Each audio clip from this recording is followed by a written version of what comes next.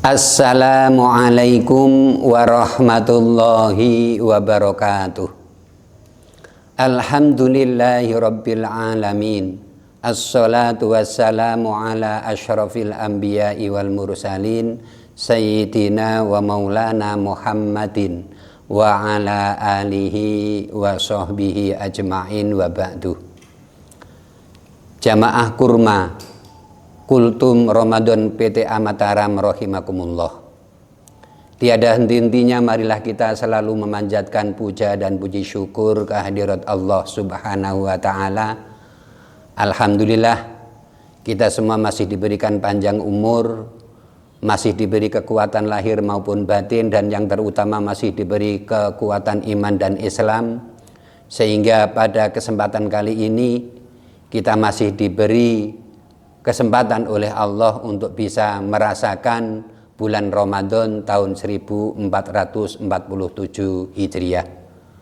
Mudah-mudahan kesempatan yang Allah berikan ini dapat benar-benar kita syukuri dengan mempergunakannya dengan sebaik-baiknya guna untuk meningkatkan derajat kemanusiaan kita sebagai makhluk yang mulia, yaitu dengan berusaha untuk meraih ketakwaan melalui rangkaian ibadah Ramadan pada tahun ini. Jamaah kuliah Ramadan PTA Mataram rahimakumullah. Sebagai salah satu ikhtiar dan upaya kita untuk meningkatkan nilai lebih yang berusaha kita raih lewat rangkaian ibadah Ramadan pada kali ini, marilah sama-sama kita renungkan dan hayati sebuah sabda Rasulullah Shallallahu Alaihi Wasallam yang diriwayatkan oleh Imam Baihaqi dan Imam Tabrani. Rasulullah Shallallahu Alaihi Wasallam pernah bersabda, "Salasun muhlikatun, syuhun muta, wa hawam muttaba', wa ijabul mar'i binafsihi." Jamaah kuliah Ramadan PTA Mataram rahimakumullah. Rasanya rangkaian ibadah Ramadan dapat kita terapkan dengan merenungi 3 hal yang diperingatkan oleh Rasulullah sebagai sesuatu yang menyebabkan kehancuran di muka bumi ini. Rasulullah tadi menyatakan salasun muhlikatun, hati-hatilah olehmu, jauhilah akan 3 macam perkara yang menyebabkan kehancuran. Nah, 3 perkara itu, yang pertama adalah syuhun muto', adanya sifat bakhil yang selalu dituruti. Jamaah kurma rahimakumullah, rangkaian ibadah puasa yang Allah syariatkan untuk kita umat Muhammad, yaitu meninggalkan untuk tidak makan dan tidak minum sejak terbit fajar sampai terbenam matahari, dan hal-hal lain yang membatalkan puasa.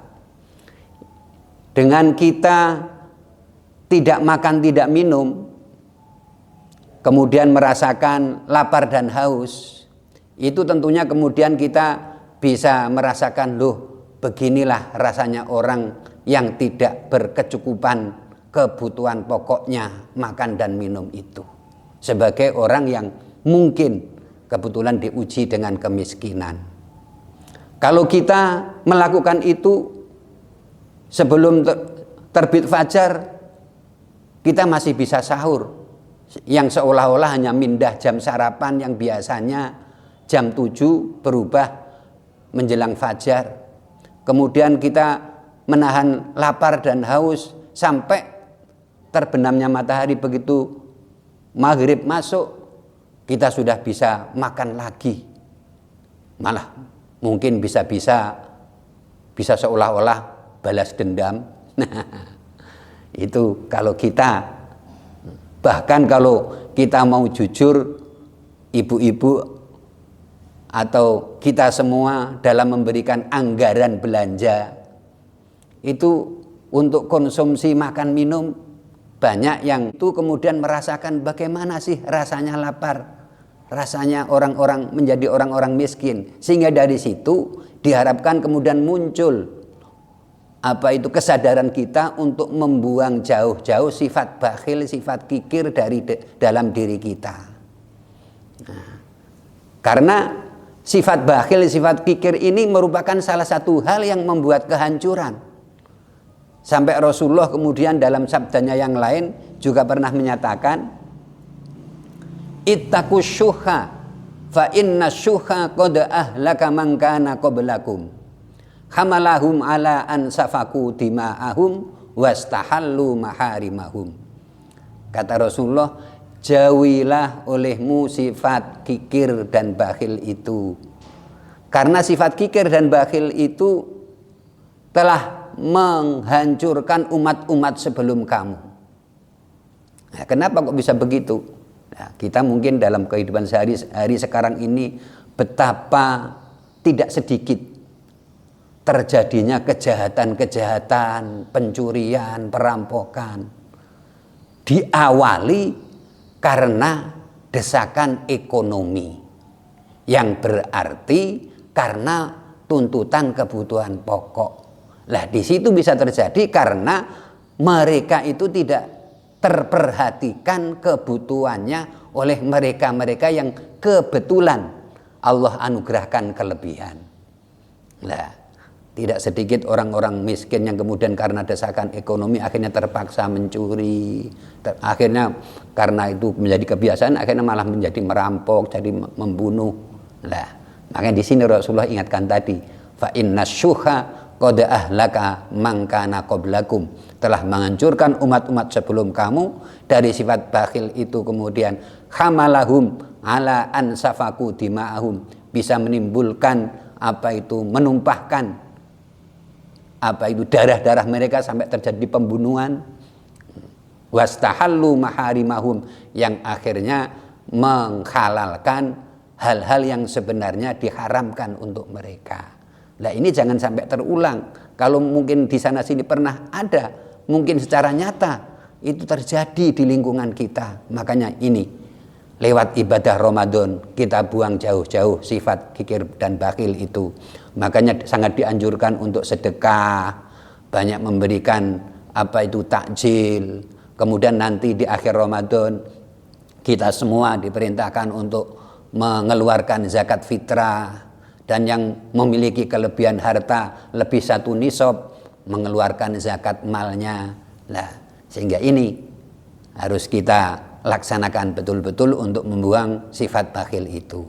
Dan untuk bisa menghindarkan yang semacam ini, godaannya juga berat. Makanya Allah di dalam surat Al-Baqarah ayat 268 telah mengingatkan untuk membuang sifat bakhil itu. Apa peringatan Allah?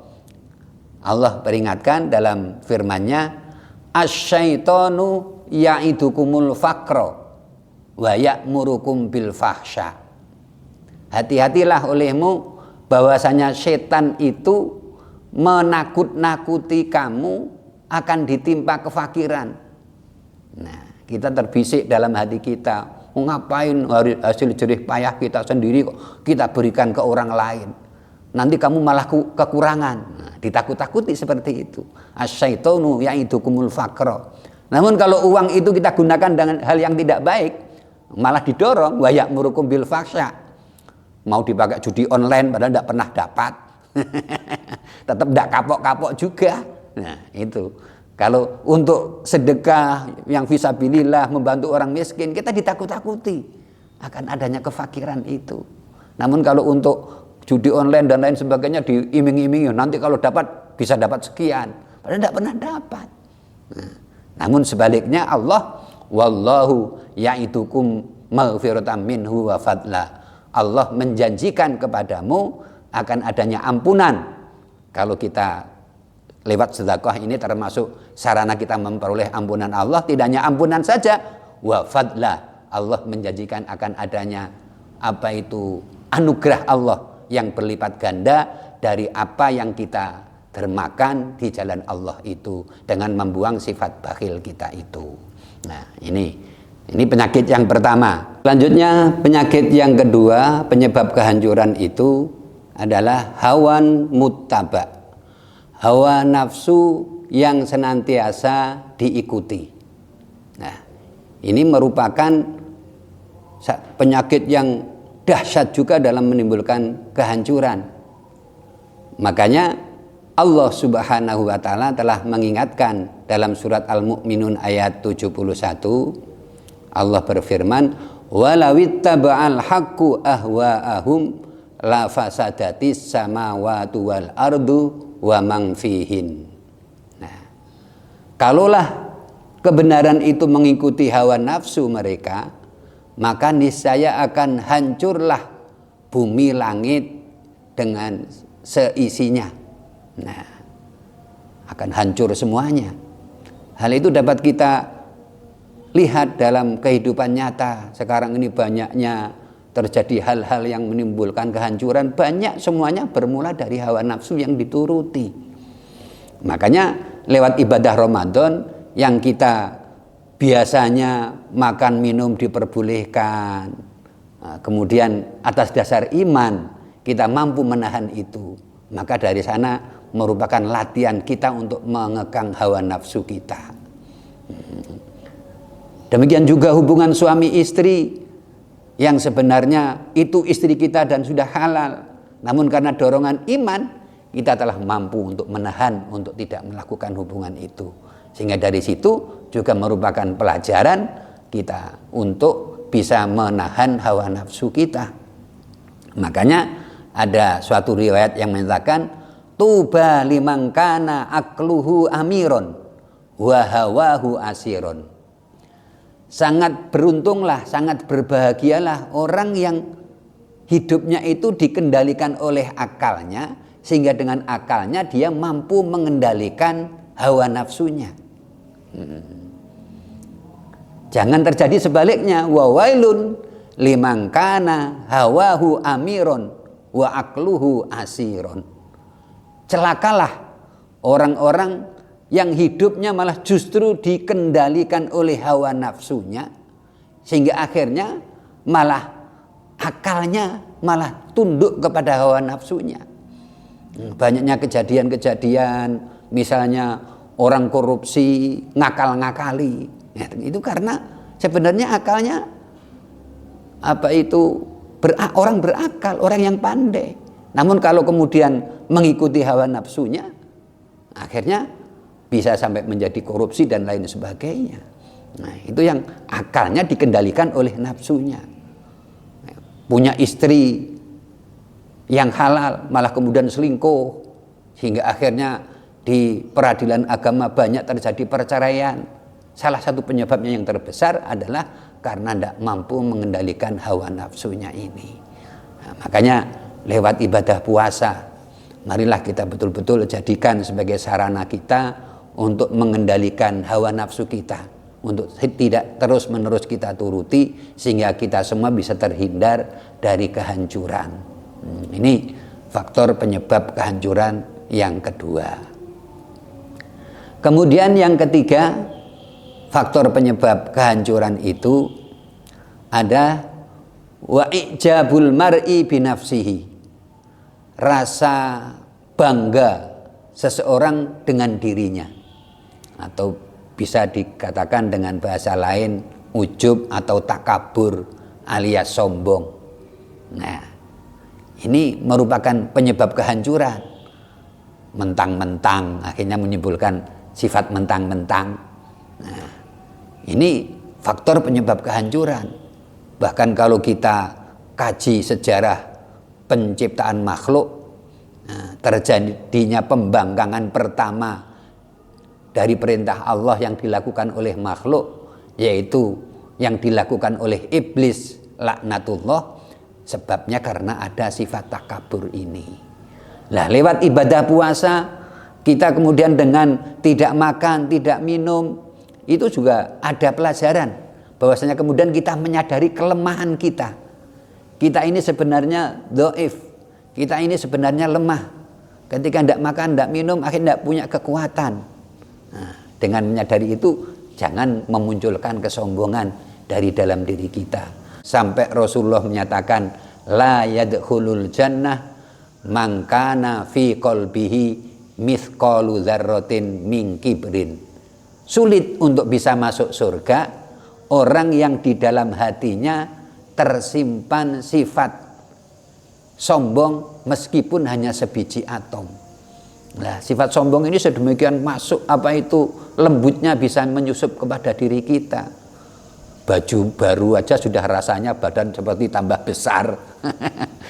Kita misalnya pakai perhiasan, ada perhiasan, rasanya goyangan tangan itu sudah berbeda. Nah, sehingga semua yang ada pada diri kita punya potensi besar untuk menjadikan orang sombong. Makanya lewat ibadah Ramadan kita betul-betul mengendalikan sifat sombong ini.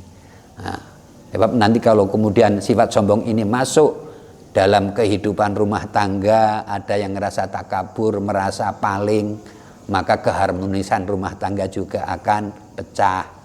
Dalam kehidupan bekerja, dengan rekan kerja, ketika ada teman kerja yang merasa paling super, akhirnya juga hubungan kerja tidak harmonis.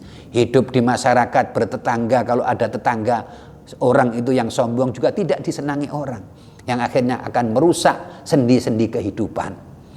Hidup bernegara ketika ada arogansi, ada yang merasa paling berkuasa, ada yang merasa paling punya wewenang, akhirnya juga akan merusak tatanan kehidupan. Maka oleh karenanya lewat Ramadan kita kendalikan kita latih diri kita semua untuk menghilangkan sifat sombong ini. Sehingga sekali lagi marilah lewat ibadah Ramadan kita berusaha menjauhkan diri dari 3 macam penyakit penyebab kehancuran yang diingatkan oleh Rasulullah, yaitu yang pertama sifat bakhil yang senantiasa dituruti, yang kedua hawa nafsu yang diikuti, kemudian yang ketiga sifat bangga terhadap diri. Nah, mudah-mudahan kita semua bisa mengendalikannya sehingga betul-betul menjadi orang yang dermawan, kemudian menjadi orang yang mengendalikan hawa nafsu, kemudian menjadi orang yang tawadhu, sehingga akhirnya menciptakan kehidupan bersama-sama yang harmonis, sehingga dengan demikian kita semua bisa menciptakan kehidupan yang penuh berkah dalam kehidupan bersama. Demikian, mudah-mudahan bermanfaat. Salah khilaf mohon maaf. Akhirul kalam billahi taufiq wal hidayah. Wassalamualaikum warahmatullahi wabarakatuh.